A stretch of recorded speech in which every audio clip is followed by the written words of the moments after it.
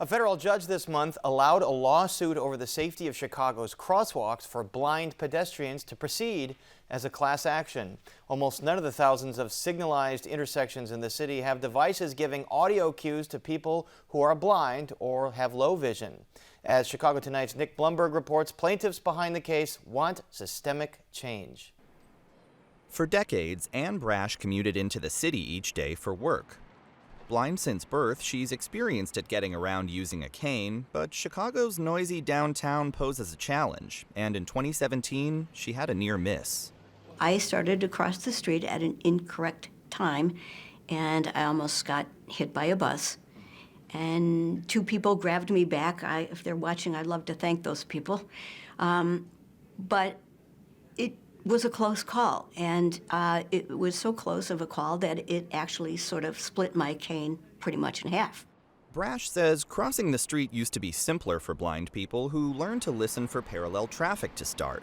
But over the years, things like ultra-quiet electric cars, new intersection layouts, and changes to how walk signals are timed have made crossing the street more fraught. We need to have the same number of seconds to cross the street as a sighted person has. The technology exists, and we need to have the same rights and the same access to safety as our sighted counterparts have. Walk sign is on to cross. The technology Brash is referring to is an accessible pedestrian signal, which gives audio cues to blind and low-vision pedestrians that it's safe to cross. But according to the city, just 26 of Chicago's 2,800 or so signalized intersections have an accessible device.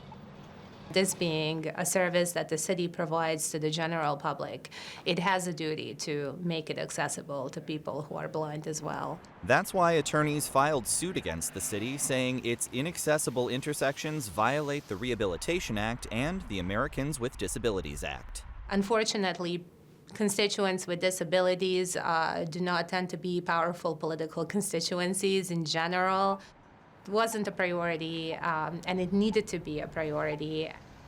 Since filing the lawsuit in 2019, plaintiffs gained a powerful ally when the Department of Justice intervened in support last year.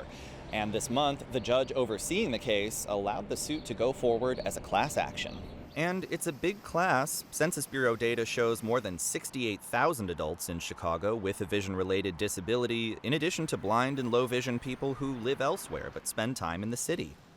We think it will help convey the importance of the issue and simply the volume of people that it affects every day. Attorneys for Chicago deny all the plaintiffs' claims, and a spokesperson says the city does not comment on ongoing litigation. Since 2019, officials have outlined plans to add more accessible pedestrian signals. The city told WTTW News it's planning to install 150 this year and next. We can and we must do better as a city. We must do more to make sure that we are truly inclusive, not just on race or ethnicity, but also on disability. But at the current rate, it'll take decades for the city to upgrade all its intersections. Plaintiff Ann Brash says she and other people who are blind or have low vision shouldn't have to wait. It would be really great if we could travel without fear. A lot of times I will wait to cross the street until someone comes by to help, or I'll go out of my way to go across a street that's safer, or a lot of times I will just decide I'm not going where I want to go because I'm afraid. For Chicago Tonight, I'm Nick Blumberg. And right now, the two sides are working through expert testimony. No trial date has yet been set.